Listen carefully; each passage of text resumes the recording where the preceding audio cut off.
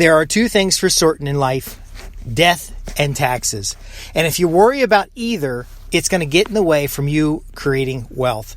I'm Justin Hitt with Sustainable Wealth Secrets.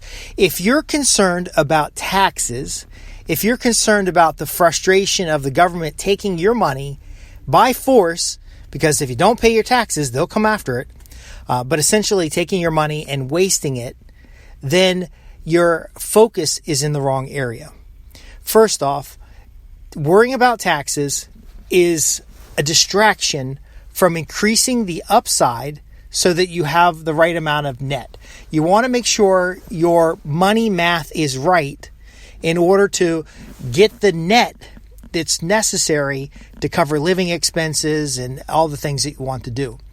Now, if that means making $200,000 a year, you're losing almost 50% of your earnings to taxes, including local taxes, state taxes, federal taxes, then you need to figure out your numbers to either increase your earnings or reduce your expenses. Now, we can do something about taxes because how you structure your interactions matters. So, for example, if you have a kid, you can pay the kid up to $10,000 a year. And by the way, this is not tax advice. These are just some ideas and concepts that you can discuss with your tax advisor when you're having that tax conversation.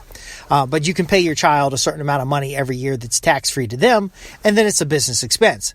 See, one of the elements of money math when it comes to taxes is that businesses are taxed differently than individuals.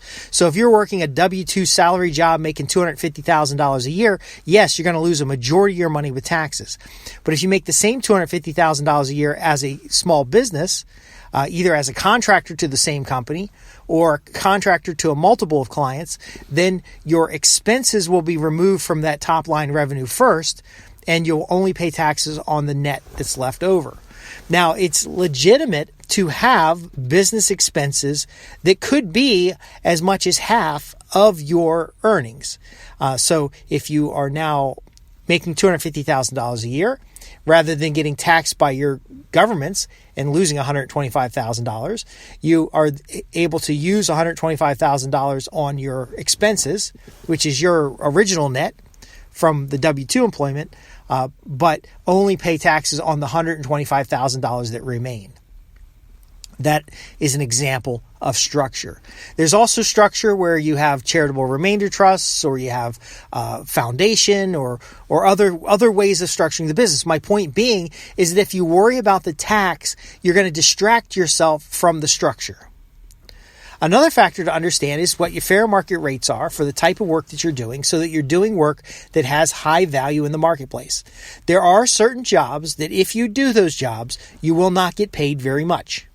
Now, unless you syndicate, which is a wealth strategy, and have other people doing those jobs, and you're taking a fraction of that work because you're managing their overhead, you're managing their different accounts associated with getting that work, the marketing associated with getting that work, then you have like an agency model, and you're now syndicating the knowledge that you have about a particular job by hiring other people to go do that job, and then farming them out to clients.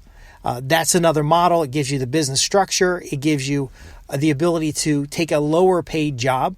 So I've known people that have owned cleaning companies. I've known people that own trash collection companies. I've known people that have done very well with landscaping companies. So those are the types of work that they enjoy doing, but doing that work didn't pay very much. So they syndicated their knowledge. They syndicated their skill. It's just as easy to get clients for an office full of people. I worked with this one landscaping company. I think they had 50 landscapers on staff. It was just as easy to get work for 50 contractors or 50 landscapers than it was to get for their own small little crew.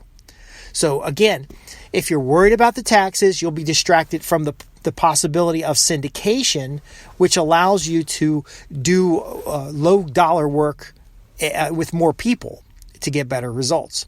Now, again, it doesn't have to be low dollar work. There are architects, dentists, doctors who form a coalition or a joint partnership in order to open a practice. And then that practice brings clients to them and has multiple doctors and brings in has the staff in place to share overhead resources. Because again, just because you're running a business doesn't mean you need to spend all the money so you pay less taxes. See, I coach a lot of folks who are so worried about paying less taxes that they don't earn more money. And so if you are so worried about less taxes, that's the distraction. That's government control. Now, you can certainly write a letter to your congressperson, your state senator. You can petition the government about lowering taxes or reducing wasteful spending programs. But that's another part of being a wealthy individual. That's another part of your civic duty. The distraction of taxes is a problem. Now, it doesn't mean you need to ignore taxes. You need to structure your bookkeeping. You need to structure your CPA or whoever you're working with so that taxes are very easy to do. But if you simply reserve a certain amount of money every year as you earn it, you will have plenty of money for taxes. It won't be a big deal. And many of these things that taxes pay for, you benefit from. Now, could the government be more efficient about how it manages your taxes? Certainly it could. It tends to give away money that is not theirs to give, and it doesn't directly benefit you. So if you're paying, for every dollar you pay in taxes, you're probably getting 20% benefit. It would be better for you to pay lower taxes and get 100% benefit. But again, of the tax dollars you give, just accept that the majority of those tax dollars are not going to benefit you.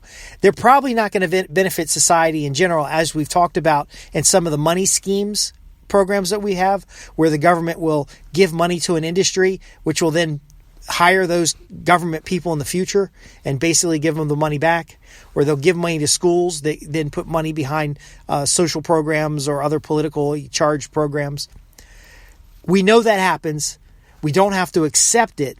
But again, the mindset of money is understand the math. What is the net amount of money you need to have every year, every month, every week, every day in order to hit your personal goals? That means you have to have some goals. Now, are those goals based on wants, desires, nice to haves? Well, you want to make sure that your core essential expenses are covered no matter what. And so that means you need to have enough free net cash flow to invest in assets that cash flow, to invest and save so that the residual from your savings produces income to cover your essentials. That's the only thing you should be doing to prepare for retirement is, will I produce enough from my investments to cover my essential expenses? Then you start building reserve funds and investment accounts and other things related to the wants in life. And then you build up from there. Now, again, as your civic duty, you do want to petition to create lower taxes. You do want to participate in programs. It's hilarious to hear people say millionaires are taking advantage of loopholes so that they can pay less taxes. Those aren't loopholes. Those are how the tax law works. If there's an opportunity to pay less than tax through a legal means, which there are lots of legal means. We talked about structure. There's also how you contribute to your retirement accounts, how you contribute to your kids' education. Those are all tax benefits. Use the tax benefits. Use them to the best of your ability. But again, if the government's taking half your check, don't be all upset crying about how your government's taking half your check. You can do something about it. You can use it as an example for advocacy, but ultimately you need to earn more money. So, because your cutting of costs can only go down so far. There's an unlimited amount of money you can earn. Think about it. You're a doctor. You find 5 other doctors. You open a practice. Every doctor is benefiting from every other doctor's income. And then you have a central point of location. You've lowered your marketing costs. You lowered your overhead costs. You've lowered your insurance costs. Maybe you're not a doctor. Maybe you're an architect. Same model works. Maybe you're not an architect. You're a welder. Same model works. Cooperation, organization, structure, and then again, focus. If you're focusing on taxes, if you're focusing on how much you got to pay the other guy, it doesn't matter. It distracts you. Now, free net cash flow is important. You want to make sure that you're setting money aside for reserves. So tax reserve, retirement reserve, emergency fund reserve. And these things have to be built into your budget. So again, we go back to the money math. What does your earnings need to be? Now, you're going to have one budget that's based on the money you're actually making today. You're going to have another budget based on the targets you want to make in the future. The stretch target is going to be, it could be up or down. You might not be able to make as much money in the future. When you retire, you may have to live off your residuals. So what are those residuals going to look like? And again, that's why we start talking about the intentional thrift programs. We start talking about buying value versus things. We talk about circulating money rather than spending money. We talk about the power of free net cash flow, because as long as you have free net cash flow every month, you can take that money and start having the money work for you. So instead of sure, you're paying the government, but you now have a structure that you pay less to the government. Then you start making your networking. You start petitioning political figures to lower taxes, and now they'll advocate on your behalf to lower the taxes. Politicians tend to do what their constituents ask. But ultimately, there are ways to pay less in taxes, but don't let that distract you from earning more or being more efficient with the money you have or creating better results with the money that you have. Because if it wasn't taxes, it would be something else. So think about this, folks. When you earn money, the dollar you earn is gross. The dollar you keep is net. Everything in between can be managed, but it should not worry you, because that worry will distract. So folks, I'm Justin Hitt with Sustainable Wealth Secrets. If you want to learn more about the money math, if you want to learn more about the structure, if you want to learn more about how to position yourself to build wealth, especially converting high income into wealth, then you're in the right place. Visit www.sustainablewealthsecrets.com and ask your questions. Go to the contact page or otherwise join our newsletter.